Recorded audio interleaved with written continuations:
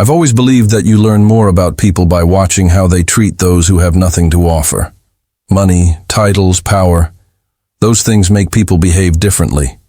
But strip all of that away, and you see who they truly are. That morning, the rain fell in steady sheets, painting the city in a blur of gray and silver. The streets glistened like a mirror reflecting a world too busy to notice itself. The kind of morning where most folks bury their faces in scarves, grip their coffee cups a little tighter, and rush to the next place without meeting a single stranger. But for me, it was the perfect day to disappear. I pulled the frayed collar of my old, tattered red coat up around my neck and shoved my hands deeper into my pockets. The coat was a relic from another life, one I'd left behind a long time ago. It smelled of dust and old leather. One of the buttons was missing, and a thread dangled loosely from the sleeve. Nobody gave a man like me a second glance, and that was exactly the way I wanted it. I stepped into the diner, a cozy, old-fashioned place on the corner of Maple and Fifth. The neon sign outside flickered open in a cheerful red glow. Inside, the air was thick with the scent of fresh coffee, fried bacon, and pancakes drenched in syrup. A couple of tired-looking truckers sat at the counter, nursing mugs of black coffee, while a young mother tried to coax her fussy toddler into eating scrambled eggs. It was a simple place, not the kind of joint you'd expect a man like me to visit, if anyone knew who I really was. But anonymity is a powerful thing, and I'd learned to wear it like armor. I chose a corner booth by the window, where I could watch the rain trace patterns on the glass. The seat was cracked, the formica table scarred with years of careless knife scratches and old initials carved by teenage sweethearts. I liked places like this. They told stories in their imperfections. That's when she appeared. Her name, I would learn later, was Emma. She couldn't have been more than 23, with hair the color of sunlight and a smile so effortless it seemed out of place in a world like this. She wore a crisp white blouse and a red skirt, the classic diner uniform, but she carried it like it meant something, like she was proud to be there. "Good morning, sir," she greeted me with a warmth that was rare these days. "Coffee too, start," I nodded, not trusting myself to speak yet. She returned a moment later with a steaming cup and a small crooked grin. On a rainy day like this, coffee's practically a requirement. I managed a faint smile, wrapping my cold fingers around the cup, savoring the simple, unpretentious kindness of it. No one in years had looked at me like that, not as a burden, not as a lost old man, but as a person. For a moment I just sat there, letting the warmth seep into my bones. It wasn't the coffee that mattered. It was the gesture. I'd built an empire from nothing, $1 at a time, one risk after another, fueled by sleepless nights and gut-wrenching fear. I knew what it meant to have nothing. I knew hunger that gnawed at your insides like a starving animal, the kind of cold that made your bones ache. I hadn't forgotten. I swore I never would. That's why I did this. Disguising myself, slipping into places where the wealthy and powerful would never tread. Watching, waiting, hoping to find someone who still carried a little light in a world growing darker every day. Emma poured me a second cup without asking. "You look like you've been out in that weather too long," she said softly. "Hope you're staying somewhere dry tonight." I shrugged. "I get by." She hesitated, then reached into her apron pocket and placed a small plate of toast beside me. "This one's on me," she whispered with a conspiratorial wink. "Company policy probably says otherwise, but I figure what the boss doesn't know won't hurt him." My throat tightened. I'd seen it too many times, people ignoring the forgotten, turning away from the ones who couldn't pay their way. But not her. Not Emma. There was something about the way she moved, the way she treated the other customers. She called them sir and ma'am, remembered how they took their coffee, asked about their families. There was a decency to her, something genuine and unpolished. I made a note of it in the back of my mind. This was why I was here. I sipped the coffee slowly, watching the diner's heartbeat. The quiet rhythm of people coming and going. Forks clinking against plates, the soft hiss of the grill. It was a living thing, this place. A sanctuary of small kindnesses, held together by people like Emma, and the world had so few of them left. As she bustled between tables, I caught snippets of conversation. I swear if my kid doesn't start sleeping through the night. You see the game last night? Damn refs. I'll have the usual, Em. She was part of this place, its pulse and spirit. And yet behind her bright eyes, I sensed a weariness she tried to hide. Every time she passed by, I studied her, not in the way men ogle young women, but like a jeweler inspecting a rare stone, seeing the cracks and the brilliance alike. I wondered what her story was, what dreams she'd given up, what battles she was fighting quietly, smiling through the pain. That's what I wanted to know, not because I was a lonely old man looking for company, but because I was searching for someone to carry forward a legacy not built on money but on character, and maybe, just maybe, I'd found her. I glanced outside. The rain had lessened to a steady drizzle, the city beyond the glass still blurred and colorless. Inside, the diner glowed with warmth, and Emma's laughter rang out as she teased a regular about his awful choice in neckties. I smiled for real, this time. Maybe today, I thought to myself, I'll find what I've been looking for. Some people think kindness is a grand, sweeping gesture, a massive donation, a televised moment, a name etched on a hospital wing. But what they forget is that the smallest act of kindness, offered when no one's watching, carries more weight than 1,000 public displays. That day in the diner, it wasn't the hot coffee or the plate of toast that warmed me. It was Emma's quiet decency, the way she slipped that plate in front of me like it was the most natural thing in the world. Most folks wouldn't have noticed me sitting there, an old man in a frayed coat, alone at a corner booth with nothing but rain for company. But Emma saw me. Not the way the world usually sees people like me, as a burden, a bother, or worse, invisible. She saw a person, and in doing so, she reminded me of something I'd been searching for all my life.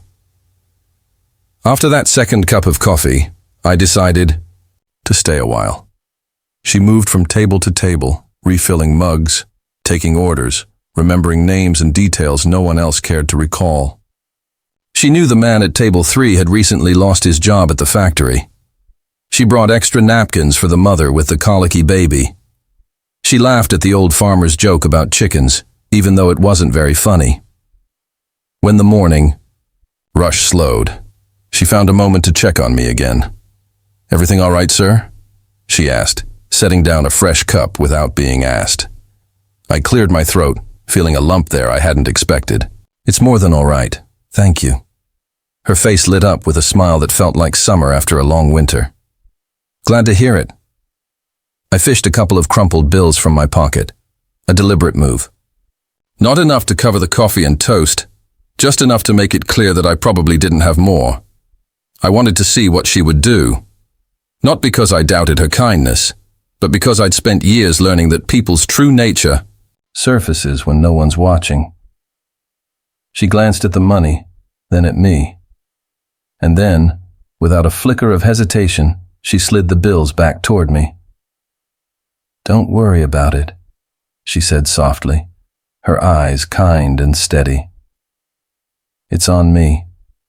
I opened my mouth to protest, but she shook her head. "Really? You're good." There was no pity in her voice, no condescension, just simple human kindness.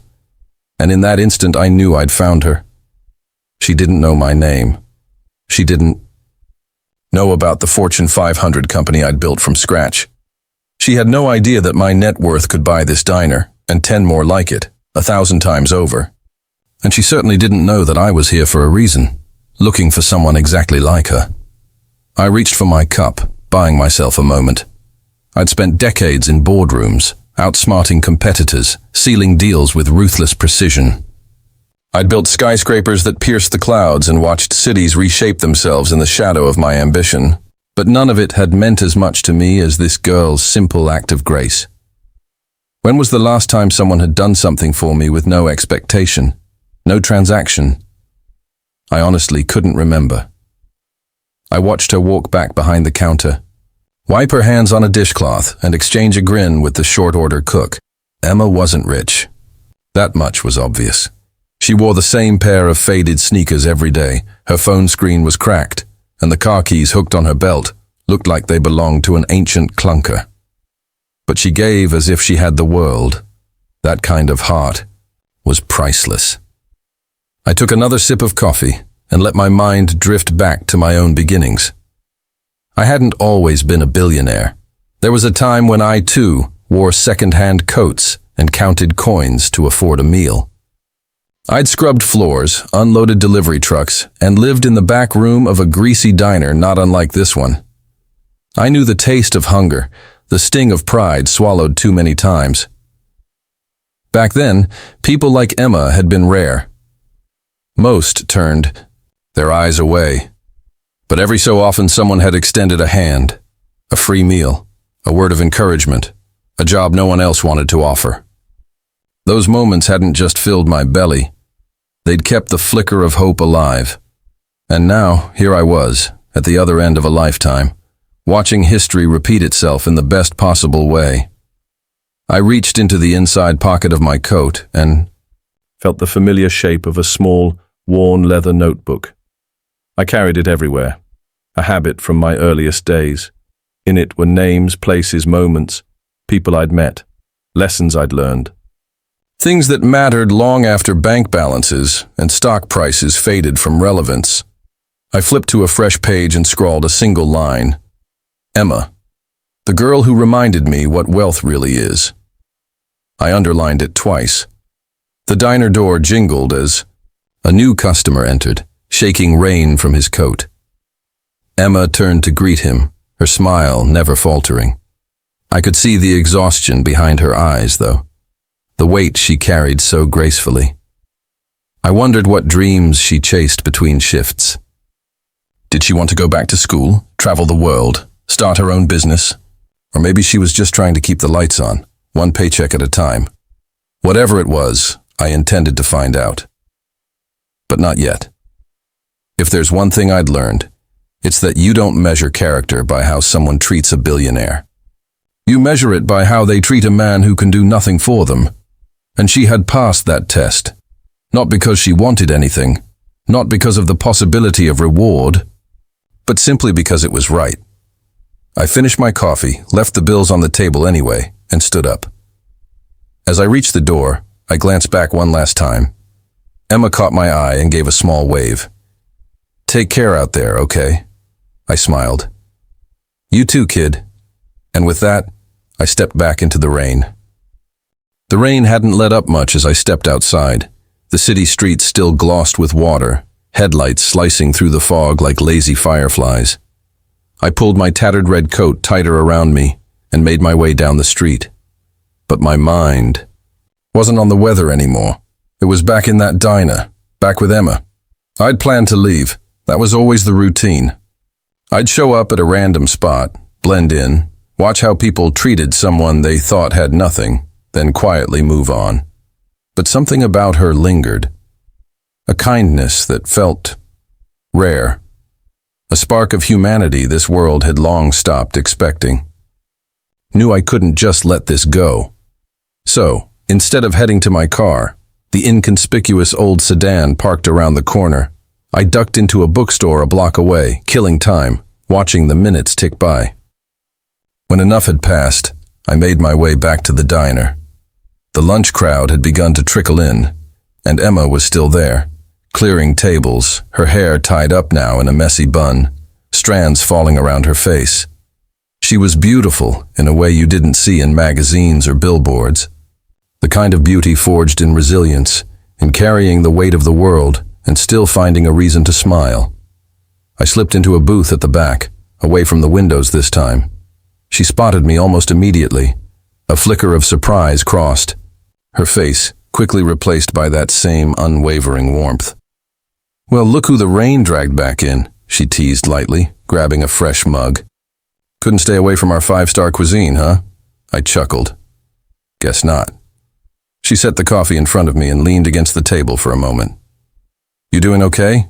You need anything else?" I hesitated. This was the moment. Could walk away, like always. Or I could ask. "Actually," I said, keeping my voice low, "I was wondering if you had a minute." Her brow furrowed, a touch of wariness slipping into her expression, but she didn't flinch. "Sure. You okay?" I gestured toward the empty seat across from me. "Sit, if you've got time." She glanced around the room, making sure her tables were covered, then slid into the booth. "I don't mean to pry," I began, "but I've been watching you work. The way you treat people, the way you carry yourself." Her cheeks colored slightly. "Well, it's a job. Somebody's got to do it." "No," I corrected gently. "It's more than that. It's how you do it. You see people. Really see them." "That's rare," she shrugged, fiddling with the edge of a napkin. "I don't know. I guess I just figure. Everyone's going through something, you know. Life's tough enough. A little kindness doesn't cost much." I nodded, feeling a deep ache in my chest. "You remind me of someone," I told her. "A waitress from a long time ago. She gave me a free meal once when I didn't have a dime to my name. Told me to hang in there. I never forgot it." Emma's eyes softened. "Sounds like a good person." "She was," I said. "Changed my life, actually." A moment of silence stretched between us. Then I asked the question that had been burning in my mind all morning. "What about you, Emma? What are you chasing? You've got a spark in you. What's the dream?" She hesitated, looking down, biting, her lip like it was a secret she wasn't used to sharing. "I don't know if it matters," she said finally. "Dreams don't pay the bills." "Maybe not," I agreed, "but they keep you moving." She exhaled a long breath and then, as if the dam broke, the words tumbled out. "I wanted to open a bakery," she admitted quietly. "Since I was a kid. My grandma taught me how to bake. I still use her recipes. Someday I thought I'd save up enough to get a little place. Nothing fancy. Just good food, a warm place where people could feel like family. But," she gestured vaguely around the diner. "Life happened. I saw it then.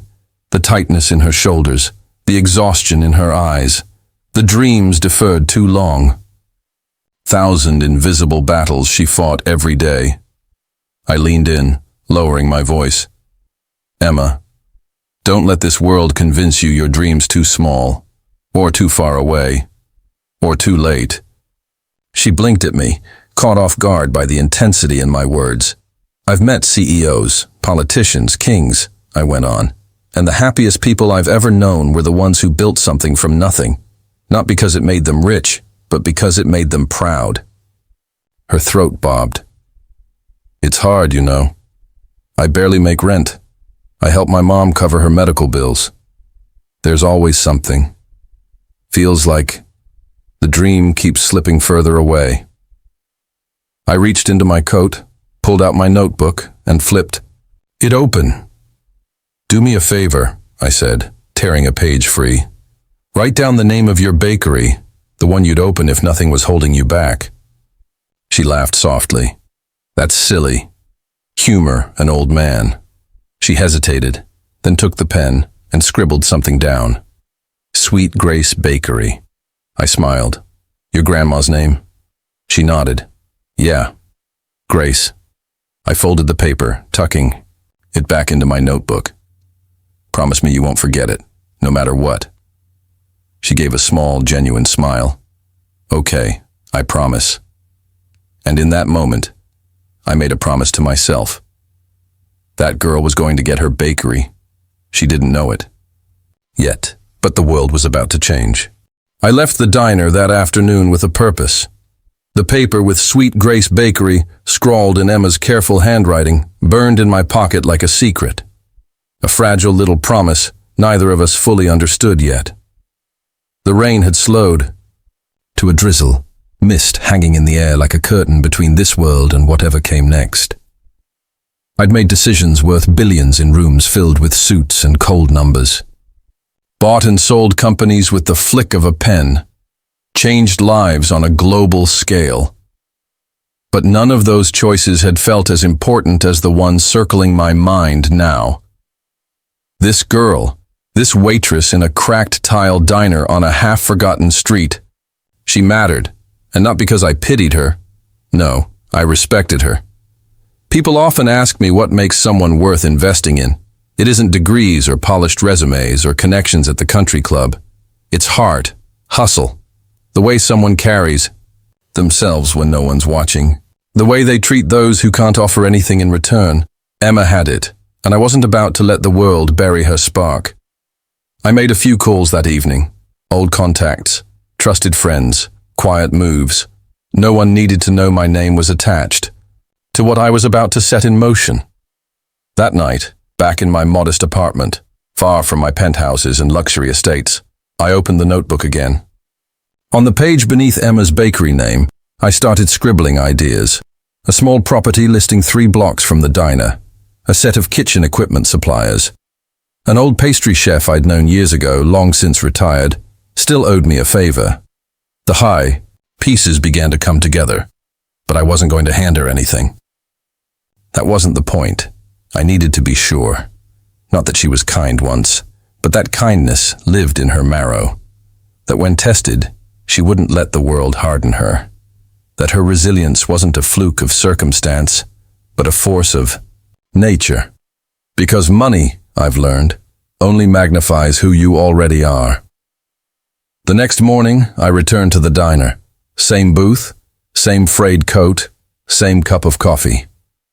Emma greeted me like an old friend, a spark of genuine warmth in her tired eyes. Back again, huh? Starting to think you like this dump. I chuckled. I like the company. She poured the coffee, lingered a moment. You sure you're doing okay out there? I gave a non-committal shrug. Life's life. She hesitated, then reached into her apron and slid something onto the table. A small white paper bag neatly folded. I made these, she said. Leftovers from my night baking. Thought you might like them. Inside were 2 small pastries. Imperfect, rustic little things dusted with sugar. I took a bite. Soft, sweet, the kind of flavor that tasted like home. They're incredible, I told her honestly. She grinned, a little self-conscious. Just a hobby. I saw the pride she tried to hide, the flicker of hope. And then, the test began. A few hours later, a man in a sharp suit entered the diner. Mid-40s, the kind of polished shark I'd hired 100 times over in my corporate days. His name was Nathan, though Emma wouldn't know that.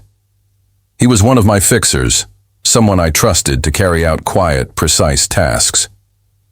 He ordered coffee, took a seat 2 booths down from me, and waited until Emma passed by. "Excuse me," he called, polite but firm. "You the manager here?" She shook her head. "Just a waitress." He smiled in that rehearsed, calculated way. "Perfect. Mind if I ask you something hypothetical?" Emma's brow furrowed.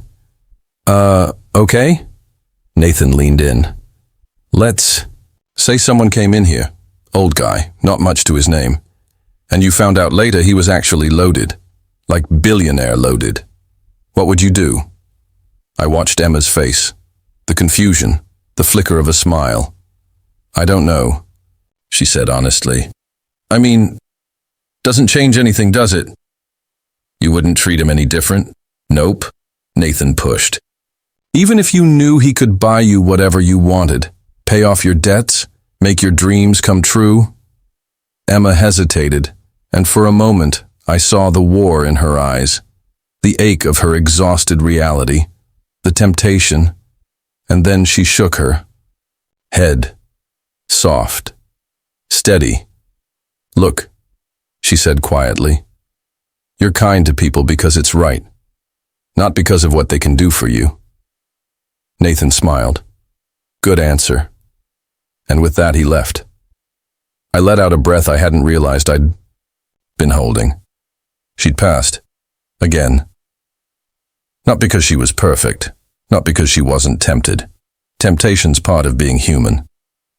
But because, when it counted, she chose character over convenience. That night, I made my final call. The property I'd scouted was secured. A small, vacant corner shop in need of some love. Equipment was ordered. A business license filed. A logo, mock-up designed, and one last detail, a letter, handwritten in my careful, looping script. Dear Emma, some debts in life aren't owed in dollars, but in gratitude. You reminded me of who I used to be. You reminded me of what matters. Consider this your shot, not a handout. An investment in goodness. The keys are yours. Charlie. I signed it with a name my old friends knew me by, not the billionaire's name. The boy who'd once scrubbed dishes and dreamed of a better tomorrow. The morning the letter was delivered, I didn't go to the diner. I couldn't. For a man who'd faced down boardrooms, hostile takeovers, and international deals worth more than small countries, I found myself strangely nervous. My hands trembled, slightly as I poured my coffee in the tiny kitchenette of my apartment. I'd done this 100 times for others. Set up scholarships, funded shelters, cleared debts for strangers. But this felt different, more personal, as if I weren't just handing Emma a check or a business. I was handing her the chance to reclaim her dream, to remember who she really was beneath the exhaustion and forgotten wishes. The sun rose over the city in thin streaks of pale orange. I imagined her arriving at work, the same old cracked tile, diner, the hiss of the coffee machine, the radio playing low in the corner. And then the envelope would be waiting. No return address. Just her name in neat script, Emma Grace Whitaker. Inside, the letter, and a single brass key to her future. Paced my apartment, glancing at my watch every few minutes, imagining every possible reaction. Would she be confused? Afraid? Would she believe it was real, or some cruel joke? The thing about giving someone their shot is that it's not just a gift, it's a risk. Some people aren't ready. Some let the weight of old hurts hold them down, too afraid to reach for something bigger. But I had a feeling about Emma, a spark. And sometimes, you bet on sparks. I waited until mid-afternoon before finally walking down to the corner where the shop stood. The old sign above the door still read, Benson's Shoe. Repair. The letters faded and cracked. But through the window, you could already see the transformation. Fresh paint, new counters, a gleaming pastry case. The air smelled faintly of vanilla and wood polish. The contractor, a grizzled old friend of mine named Hank, tipped his hat as I passed. All set, Charlie, he said. She should be here any minute. I nodded, my throat tight. At precisely 3 o'clock, a beat-up blue sedan pulled up. Emma stepped out, her brow furrowed in confusion, envelope clutched in one hand. She looked smaller than I remembered, somehow dwarfed by the moment. Her eyes darted to the shop, the key, the sign taped to the glass that simply read, Sweet Grace Bakery, opening soon. She froze. For a long moment she didn't move, just stared, as if willing herself to wake up. Then she opened the door. The bell chimed, soft and bright. I stepped out from behind the counter, wiping my hands on an old rag, the red coat still around my shoulders. Her eyes widened. You. I smiled gently. Me. She held up the letter. Is this... Did you... I nodded. Yeah. Tears welled in her eyes, spilling down her cheeks. I don't understand. I gestured for her to sit, leading her to a stool by the counter. You remember what you told me that first day? I asked. That a little kindness doesn't cost much? She gave a tearful laugh. Yeah. Well, turns out you were wrong, I said, my voice soft. It cost me a whole bakery. Emma covered her mouth with a trembling hand. Why would you do this for me? I hesitated, searching for the right words. Because I've spent my whole life chasing numbers, Emma. Bank accounts, company valuations, stock prices. And somewhere along the way, I forgot why I started. I forgot what it felt like to believe in someone, to give them a shot when nobody else would. I reached into my coat, pulling out my worn leather wallet. Inside was an old, faded photograph. A much younger me, apron-stained, standing in front of a diner not so different from hers. That kid, I said, showing her the picture, was me. I used to wash dishes for a woman named Grace. She was the first person who saw something in me. Gave me a job when nobody else would. Slipped me a sandwich when I was too broke to eat. Told me to hang in there when I wanted to quit. I met Emma's gaze. You reminded me of her, of what I lost, and what still matters. She sobbed then. Not the polite sniffles of someone mildly moved, but the raw, hiccuping tears of a person whose walls had finally crumbled. I don't know what to say, she whispered. Don't say anything, I told her. Just promise me you'll build this place with heart, that you'll fill it with good food and better people, that you'll pay it forward one day. She nodded fiercely. I will. I swear. I slid the brass key toward her. It's yours. Now. She picked it up, turning it over in her fingers like it was the most precious thing in the world, and for the first time since I'd met her, the weight seemed to lift from her shoulders. She straightened, smiled. Not the tired, worn-out grin she gave the diner regulars, but a real, radiant, unburdened one. It was like watching a wilted flower stand tall again. In that moment, I knew I'd made the right call. Because Emma wasn't just going to run a bakery, she was going to change lives. 2 months later, the city streets were dressed in the kind of crisp, golden sunlight that makes everything feel new again. The leaves had started to turn, the scent of cinnamon and fresh bread hung in the air, and the once-abandoned corner shop now pulsed with life. The new sign gleamed above the door in soft ivory and gold, Sweet Grace Bakery. I stood across the street, leaning against a lamppost, watching as the first crowd gathered. There was a buzz, a kind of warmth you don't often find anymore in big cities. People clutching paper cups, mothers holding kids' hands, old-timers curious about the new place. And there, in the middle of it all, was Emma. Her hair was up, a pale apron dusted with flour, her face brighter than I'd ever seen it. She moved, like she belonged in this world, laughing with customers, handing out samples, hugging a little boy who dropped his cookie. She was radiant. I'd made a habit of staying out of sight since the day I gave her the key. Not because I was avoiding her, quite the opposite. I wanted her to know this was her success. She'd earned it. She was building this place with her hands, not on my shadow. But today, I'd promised myself I'd cross the street. The bell chimed as I stepped inside. The scent hit me first. Vanilla, yeast, butter, and something else. Something like joy. Emma looked up from behind the counter. For a second, her eyes widened, and then she smiled that same unguarded, brilliant smile she'd worn the day I handed her the key. Well, well, she called out. Look who finally decided to show his face. I chuckled. Place looks good. Better than that old diner, huh? I nodded. A little brighter. Smells a lot better, too. She waved me over to the counter, set down a plate with a warm pastry dusted in powdered sugar. Your usual, on the house. I took a bite. Perfect. Flaky, sweet, the kind of thing that makes you remember every good morning you've ever had. You did it, I told her quietly. Her eyes softened. Couldn't have without you? I shook my head. I just held the door open. You walked through it. She glanced around at the bustling shop, The families, the laughter. You know what's funny? I was so afraid it wouldn't work, that people wouldn't come, that I'd fail. Fear's normal, I said. Means you care. Emma's face grew serious for a moment.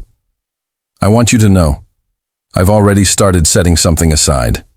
10% of every week's profits. For people who need a break. A kid who wants to bake but can't afford school. A single mom who needs groceries. A waitress covering someone's coffee. I felt something tighten in my chest. That ache of bittersweet pride. You're going to change this neighborhood, Emma. She grinned. I'm going to try. And in that moment, I realized something I hadn't in all my years of chasing empires and markets and numbers. Legacy isn't built in boardrooms.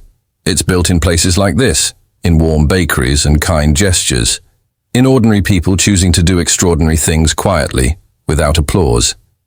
Emma would go on to thrive. Sweet Grace Bakery would become a fixture in the city, a place known not just for its pastries but for its heart, a sanctuary for the lost, the lonely, the hopeful. And me? Well, I'd keep walking those streets, finding the Emmas of the world, holding open doors, quietly reminding people what they're capable of. Because in the end, the truest kind of wealth isn't counted in dollars. It's counted in lives touched, in kindness offered, in hope restored. And let me tell you, that's the richest a man can ever be.